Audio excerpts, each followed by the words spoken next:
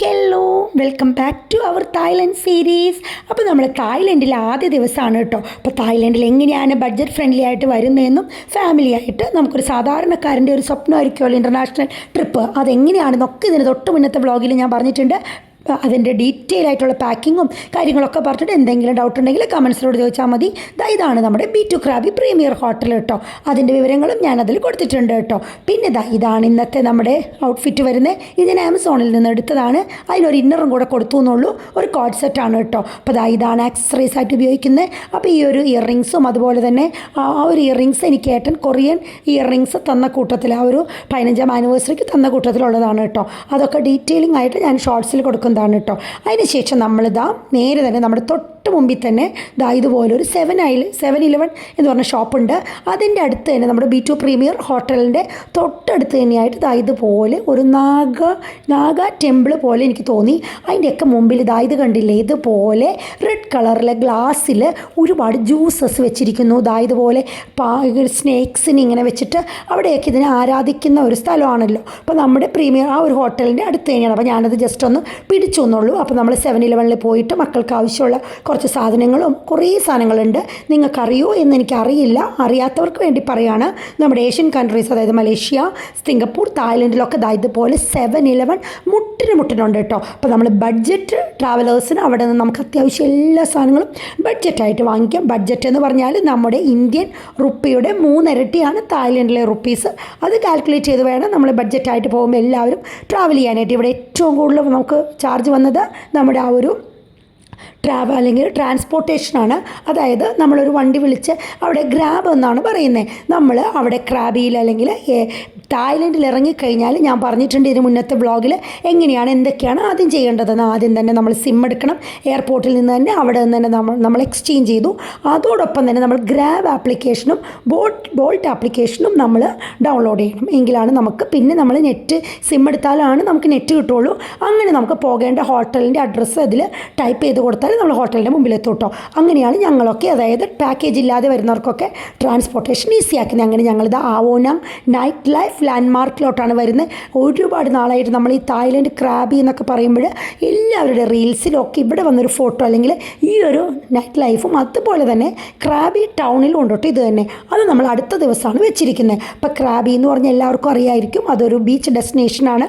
അപ്പോൾ നമ്മൾ 2 ദിവസം ബീച്ചാണ് നമ്മൾ എടുക്കുന്നത് കേട്ടോ. അപ്പോൾ നമ്മൾ ക്രാബിയിൽ നിന്ന് നമുക്ക് ഈ പറഞ്ഞ ഐലൻഡ് ടൂറുകൾ നമുക്ക് ബുക്ക് ചെയ്യണം. അതാണ് നമ്മുടെ ആദ്യത്തെ ലക്ഷ്യം. അതിന് മുമ്പ് ഇതുപോലെ ഒരുപാട് കടകളുണ്ട്. അപ്പോൾ നമുക്ക് അധികം അങ്ങ് വിശപ്പ് തുടങ്ങിയിട്ടില്ല. കാരണം നമ്മൾ ഓൾറെഡി ആ ഒരു ഹോട്ടലിൽ നമ്മളൊരു 3 മണിയായപ്പോൾ എത്തി.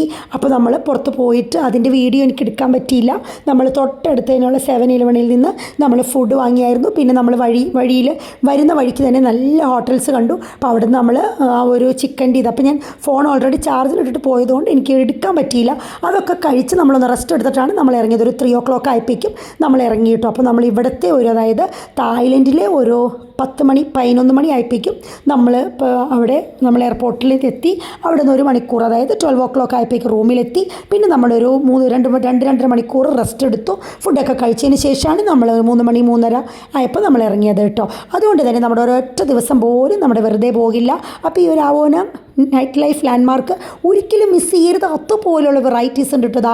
ഇതിൽ നിന്നൊക്കെ 2-3 നമ്മൾ വാങ്ങിച്ചു കേട്ടോ. ഇതിൻ്റെയൊക്കെ പേര് ഇതിൻ്റെ അകത്തുണ്ട്. ഇതൊക്കെ തായ് ഡിഷസാണ്. ഞങ്ങൾക്കത് ഭയങ്കര ഇഷ്ടമാണ്. ഒരു നാട്ടിൽ പോയാൽ അവിടുത്തെ ഒതൻറ്റിക് കൾച്ചർ അല്ലെങ്കിൽ അത് എക്സ്പീരിയൻസ് ചെയ്യുക, അവിടുത്തെ ഫുഡും എക്സ്പീരിയൻസ് ചെയ്യുക. അവിടെ ചെന്നിട്ട് നമ്മൾ ഇന്ത്യൻ ഫുഡ് കഴിക്കാൻ നിന്നാൽ നല്ല റേറ്റ് ആയിരിക്കും. ഒരു ദോശയ്ക്ക് തന്നെ 400 നമ്മുടെ ഇവിടുത്തെ, അതായത് അവിടുത്തെ ഒരു 150-180 ബാത്താണ്.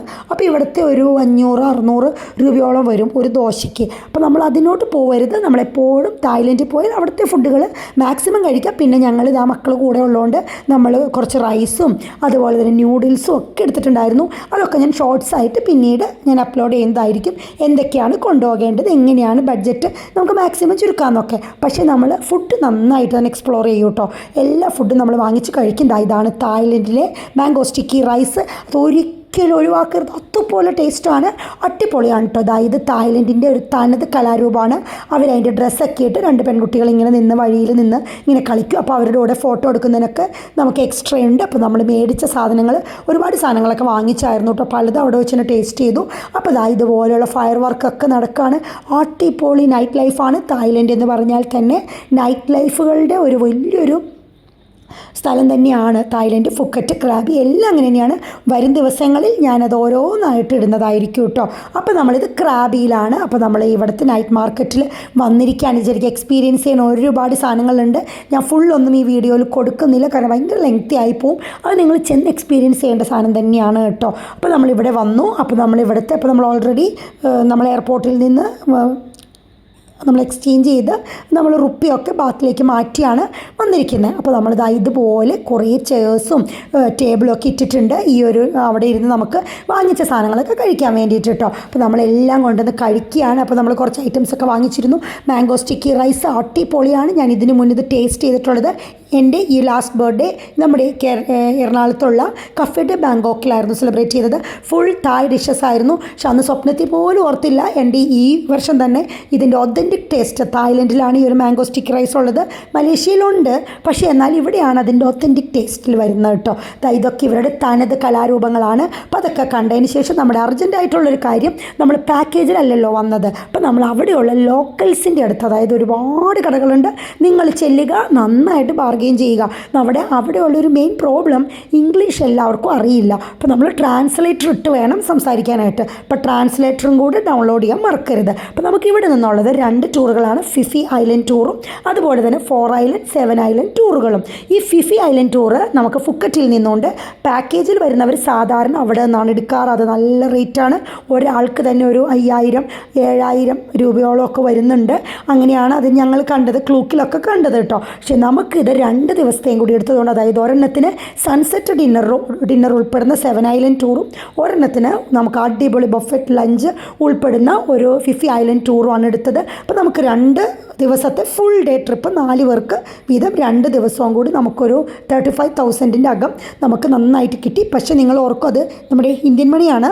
അത് നമുക്ക് ശരിക്കും പറഞ്ഞാൽ അത് ഭയങ്കര റേറ്റ് കുറവാണ്. കാരണം നമ്മൾ ക്ലോക്കിലൊക്കെ നോക്കുമ്പോൾ നല്ല റേറ്റാണ്. അതാണ് ഇവിടെ വന്നാൽ മസ്റ്റായിട്ട് എടുക്കേണ്ട ഒരു കാര്യം കേട്ടോ. അത് രണ്ടും ഒഴിവാക്കാൻ പറ്റാത്തത് തന്നെയാണ്. അപ്പോൾ നമ്മൾ ആളെണ്ണം കുറവാണെങ്കിൽ അത് കുറച്ച് കിട്ടും.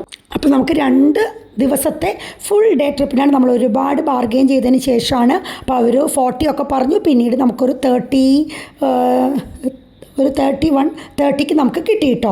അത് നമ്മൾ ഉറപ്പിച്ചു. അപ്പോൾ അവർ രാവിലെ നമ്മളെ വിളിക്കും, നമ്മളെ കൊണ്ടുപോകാനുള്ളത്. അപ്പോൾ നമ്മൾ പിറ്റേ ദിവസം നമ്മളൊരു 11 മണി തുടങ്ങിയുള്ള നമ്മൾ ഡിന്നറിന് വേണ്ടി പോകുന്നതാണ് എടുത്തിരിക്കുന്നത് 7 ഐലൻഡ് ടൂറ്.